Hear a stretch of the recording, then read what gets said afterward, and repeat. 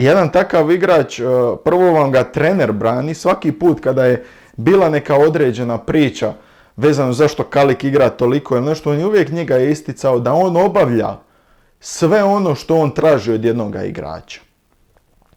To je zapravo Anthony Kalik. Trenutačno, ako ćemo pogledati samo jesenski dio, samo se iskazao kao u toj utakmici protiv Rijeke. Ali ako on nastavi, barem 50% kao što je igrao protiv Rijeke, on će biti drugi najbolji igrač kluba. Sigurno. Sigurno.